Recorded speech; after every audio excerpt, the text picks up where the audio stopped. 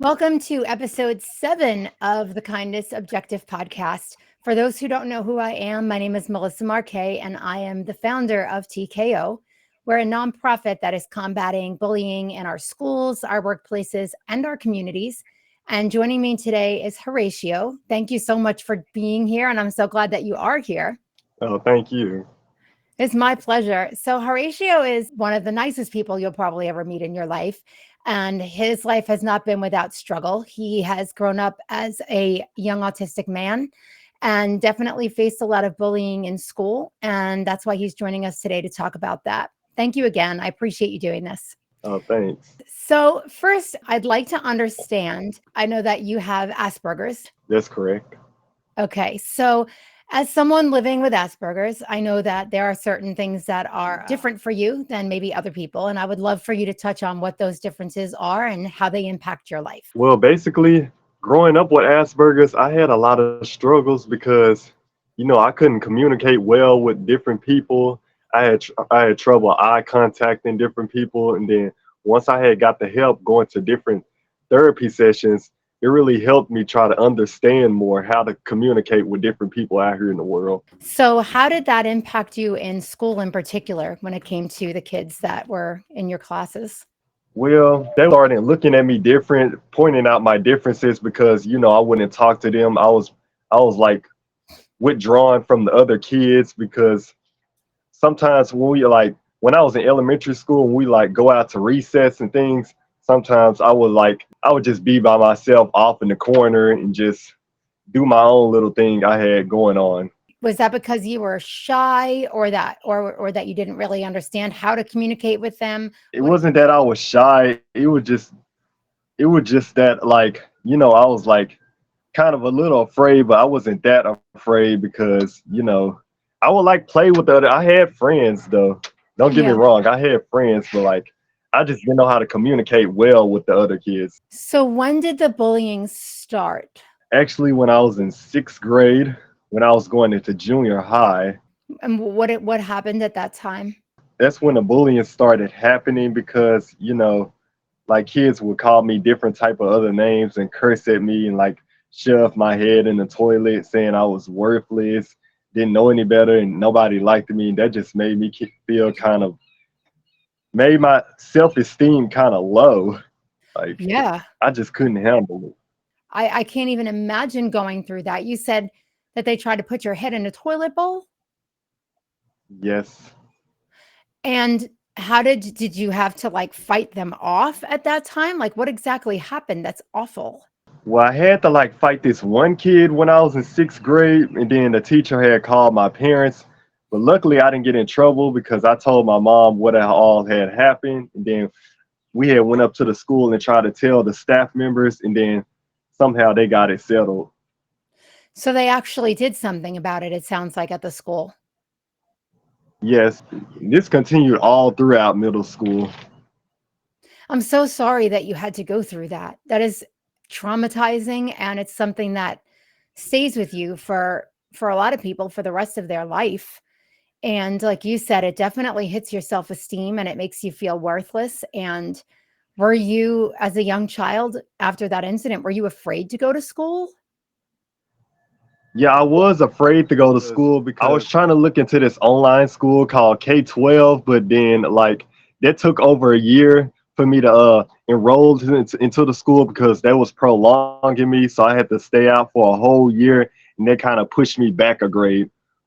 Wow. So the Yeah. bullying was so bad that you actually missed an entire year of school. Am I understanding that right? Oh yes, And so I take it that your mom, she took you out and kept you home because of what was going on. yes, You're very fortunate that you have such a wonderful mother that also had the ability to do that, because I know there are so many kids that go through things like this and their parents just aren't in a position to do that, whether it's because they have to be at work and they don't have anybody to be home with their kid, or whatever the circumstances are. Not everybody is that fortunate. yes.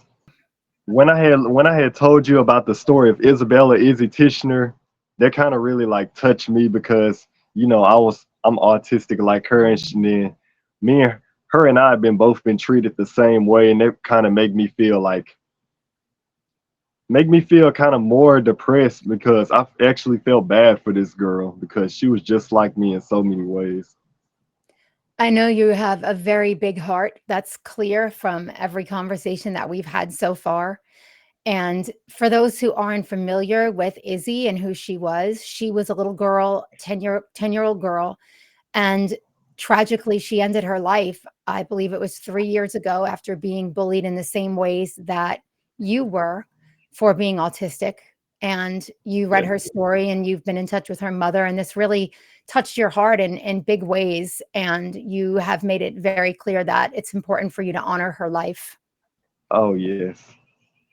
which is one of the reasons why it's so important that you're here and doing this today, because one of the things that we really need is to educate people on the fact that our differences are not, they're not differences that make us better or worse than someone else. They're just things that make us different than other people. And sometimes understanding can lead to empathy, and empathy can lead to kindness, and hopefully alleviate some of the bullying that we see in schools and at work.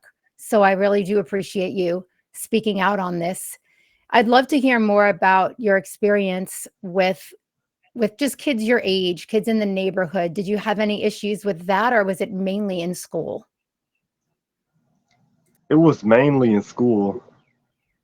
Cause I used to have kids like I used to play with when I was younger. I would like go across the street and play with them, and they would come across the street and play with me.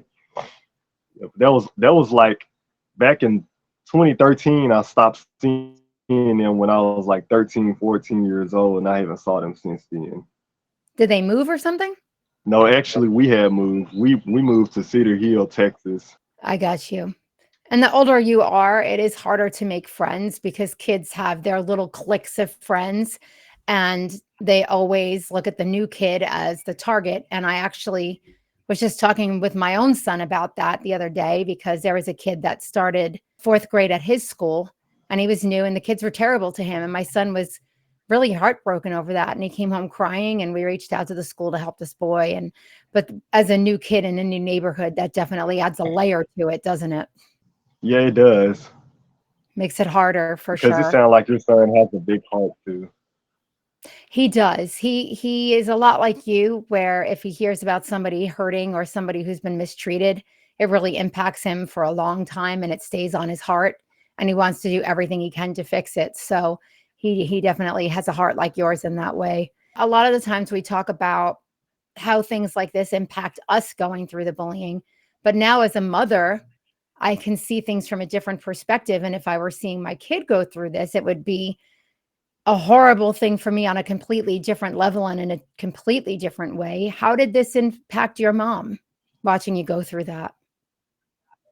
It impacted her like horribly. Like she felt like she just couldn't take it. She was crying. Then she was trying to get me all the help like I can get, but then it was just to no resolutions until someone finally like tried to help us.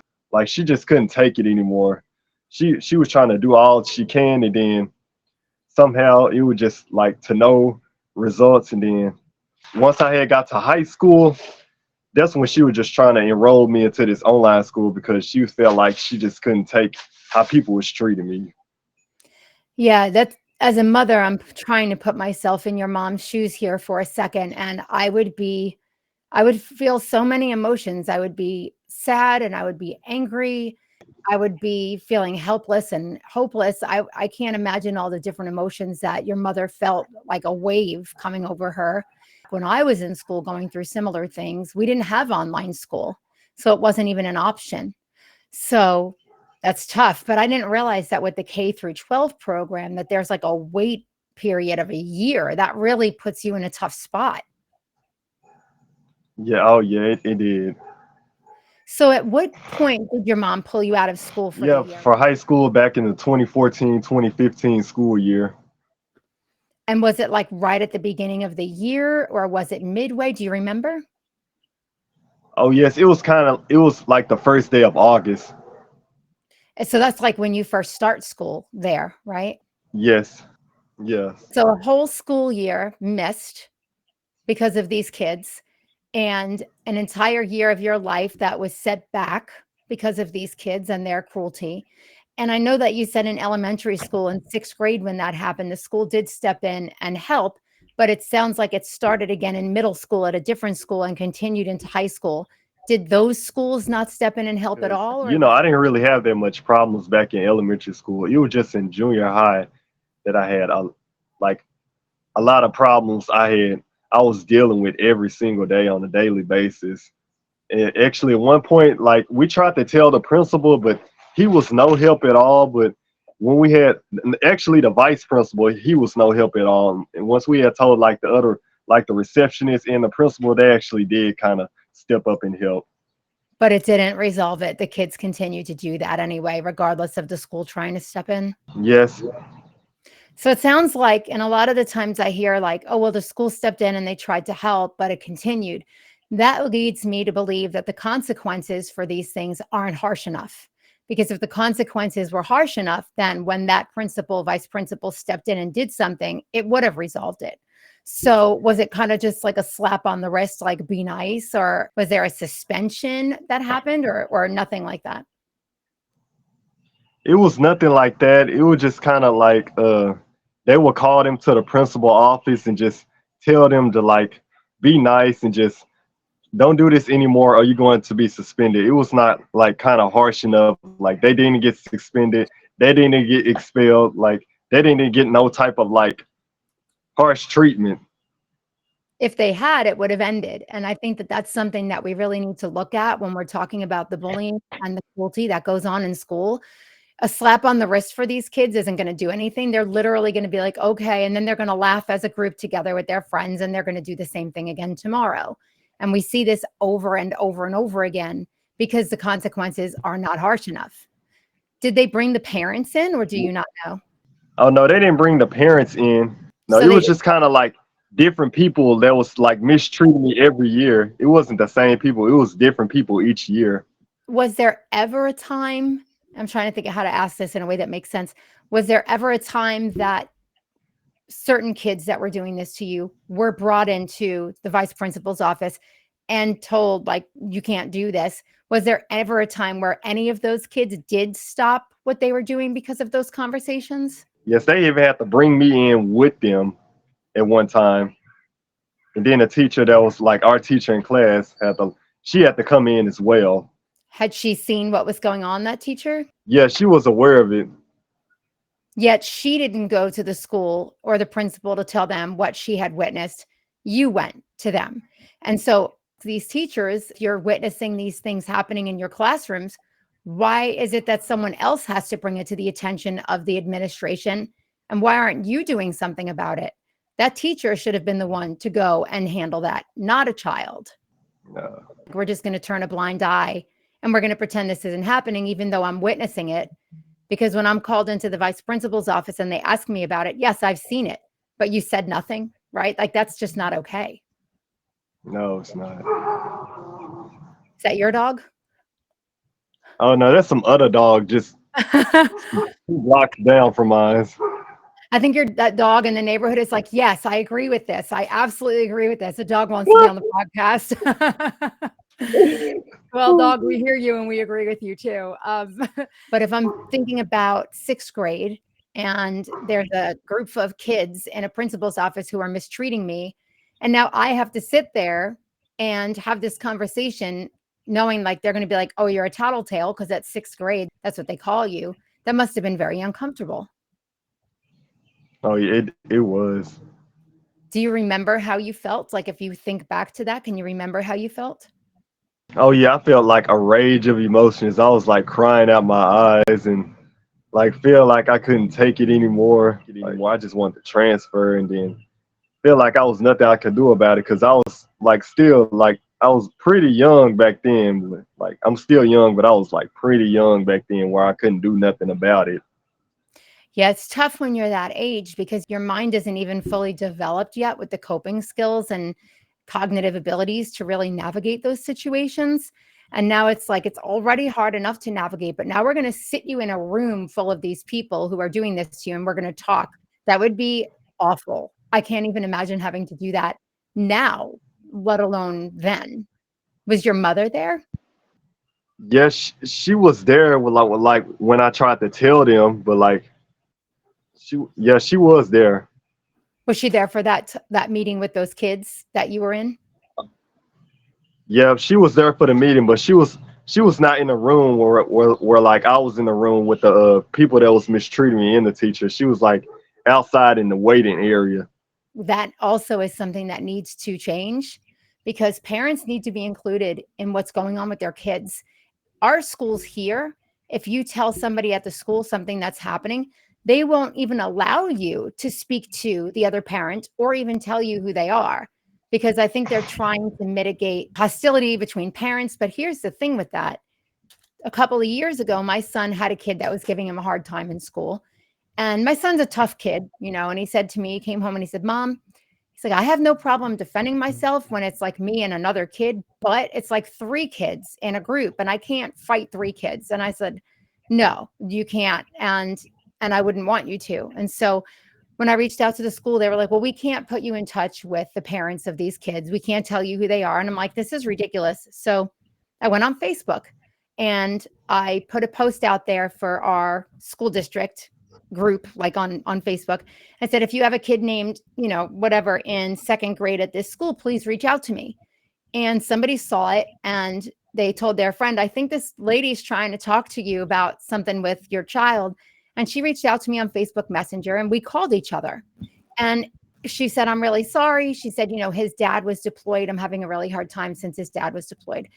And it was not a moment of like, your kid is doing this to my kid. It was a moment of understanding where it's like, okay, your kid is struggling clearly because their dad's gone. I get that. How can we work together to make sure that this issue between our kids is resolved? And we did that. And then like within a week, they were playing soccer together at recess and it was fine.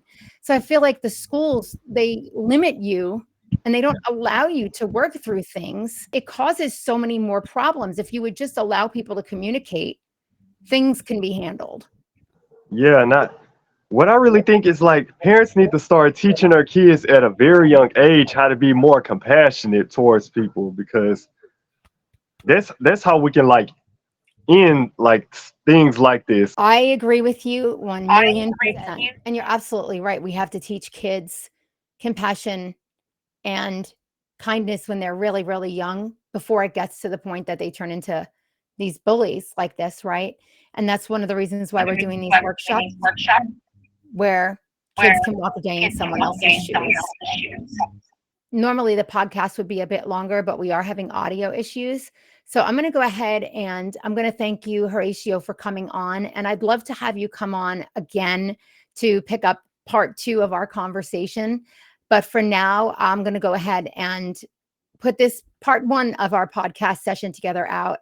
And I do want to thank you so much for coming on and talking about your experience. And I'm really looking forward to hearing more about what you went through and letting the people watching hear more from you as well. Thank you very much. I'm very proud to be on your show and I really want to fully thank you for that and I really appreciate it. It is really, truly my pleasure. And I want to thank you again. And I promise you, we will pick up part 2 because your story, it matters.